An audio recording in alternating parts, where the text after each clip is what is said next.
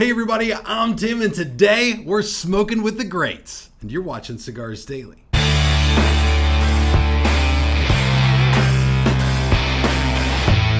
Also, before I begin today's video, I just want to quickly acknowledge there's a bruise on my face. That's something that's going to be happening from time to time as I go to the gym and spar, so I'm just going to move past it like it's not there. But in short, I got punched or kicked or something, and now I got bruised face.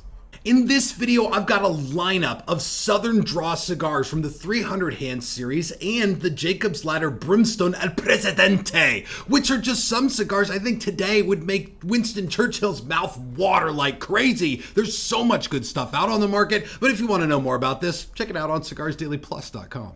I wonder just how much Sir Winston Churchill would be like other cigar smokers of our day if he were still alive. Like, would he fall in love with all the boutique brands coming out of Nicaragua and Honduras and the Dominican Republic? Or would he stay loyal to the Cuban brands he fell in love with? Certainly he's one of, if not the most famous cigar smoker of all time. The Churchill cigar size is named after the guy. But as I learn more about him, I've also found that he really sounds like a pretty typical cigar smoker. So today I wanted to put that to the test and give you guys a quick self-quiz that you can take at home to see just how much like Winston Churchill are you as an aficionado. So pull up a chair, get ready to keep score, and let's jump right in.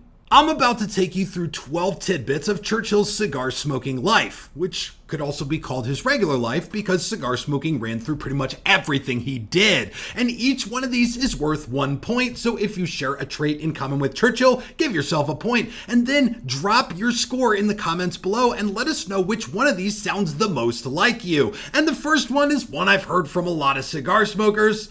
Winston Churchill actually started out smoking cigarettes, and he did so as a teenager. At around 16 years old, he was smoking cigarettes in his boarding school. This was before there was a legal minimum age for buying tobacco. His mother hated this about him, and so she sent him letters urging him to stop. At one point, she even offered to buy him a pistol and a pony if he would quit smoking cigarettes for a few years. An amazing thing for a mother to do. How many of us wouldn't want that today? But Winston Churchill just negotiated it down to a few months and then later on picked up cigars. And my second tidbit has to do with when and where he fell in love with cigars. Like I said, as a teenager, he smoked cigarettes, which is actually something he really came to resent later on in life and wouldn't touch the things. But it wasn't until after he got out of school at one of his first postings in Cuba, where the Cubans were fighting a revolution against the Spanish. So Winston Churchill fell in love with cigars on a trip abroad. And I think there's something really amazing about that. Some of my favorite cigar smoking memories are outside the United States, like on my honeymoon when my wife and I went to Playa del Carmen in Mexico and smoked cigars that were rolled on the side of the street by vendors there. There's just something romantic about it, and I hear stories about this from time to time, but when it comes to Churchill, for sure, he was on a trip and he fell in love with cigars. And the next tidbit is one that'll actually be pretty hard for a lot of cigar smokers to live up to. Churchill smoked about 10 cigars a day.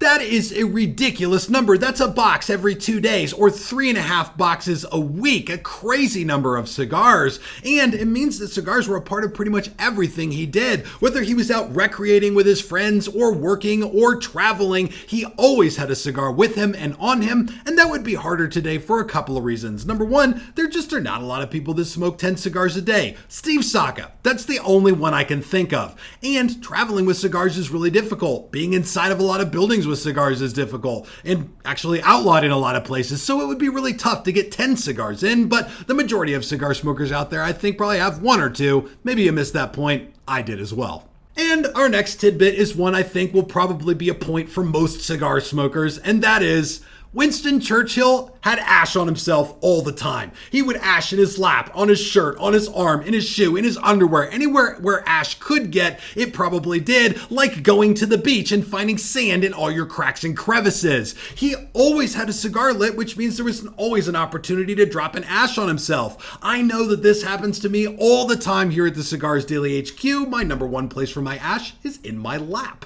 And I hear this from cigar smokers all the time. It's more than a couple times a week that somebody comes comes in with a burn in their shirt because the ember fell on them and they didn't realize it. Nonetheless, there are some issues with smoking like ash and burns in your clothes that we've dealt with for hundreds of years just because we love this so much. And with the next one, let's get down to the nitty-gritty. Money. Churchill came from a pretty affluent family and they were all right financially, and he did well in his own career, so he had money.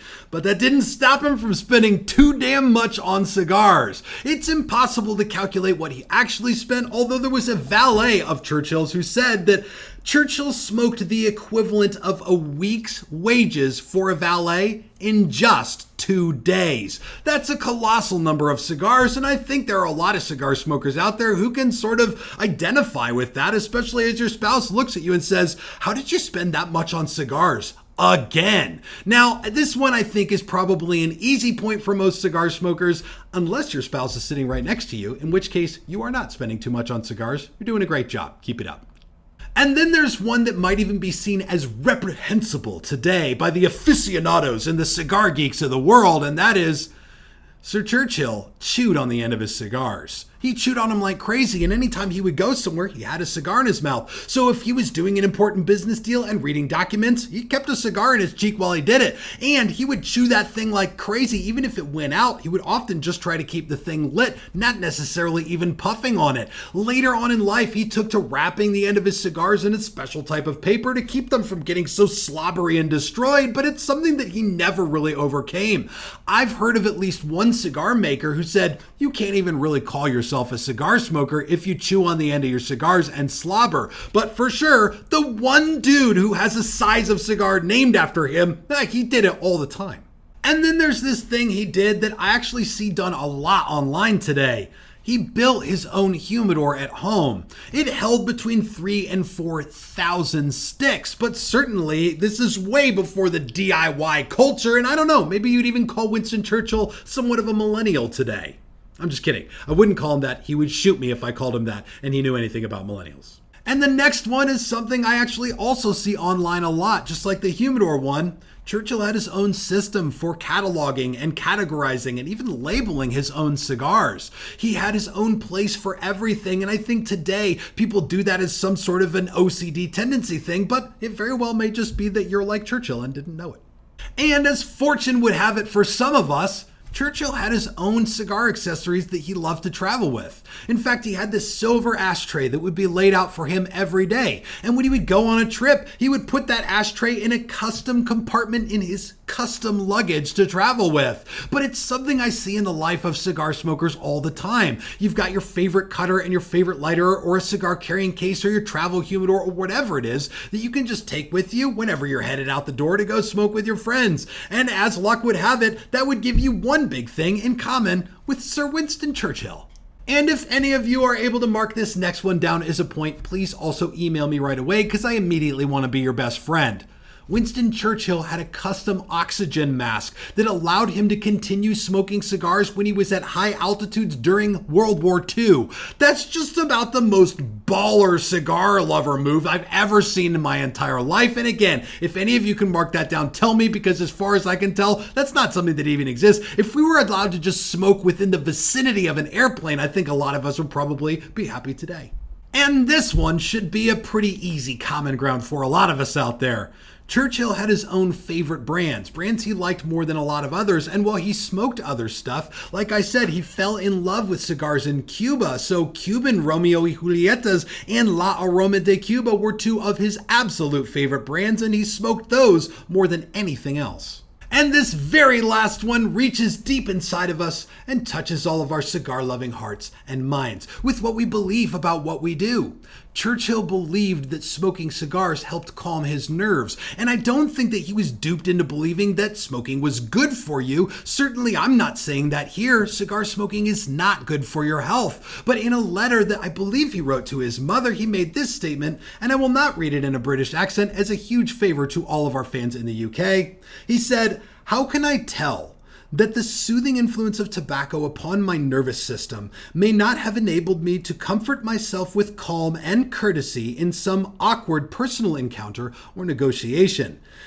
or carried me serenely through some critical hours of anxious waiting?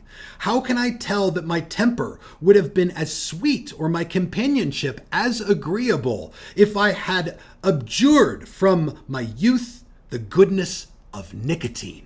And he talks about his love for it and what it does for his nerves. I've even made videos on the channel about the actual mental effect of cigars and how it can help reduce stress. But that is not to say that these things are good for you, again, because the prying eyes are watching. But at the same time, everybody should be able to weigh out the harm that it's going to cause to their body if you want to smoke cigars. There's a lot of things in our world these days that we have to do that with. And when it comes to smoking cigars, it's something I love doing at Cigars Daily, and hope you will continue to weigh out the health risks yourself. But the big thing here is there are lots of great people in life, people that we look up to, that we want to be like, people who have got amazing character. Winston Churchill through history is one of those great men, and certainly the most famous cigar smoker. So now my questions to you: how many of these things did you have in common with Sir Winston Churchill? Drop it in the comments, and which one do you most closely associate with? For me, there's a lot of these, but the ashing on myself is one of them. I always feel like I'm covered in ash all the time,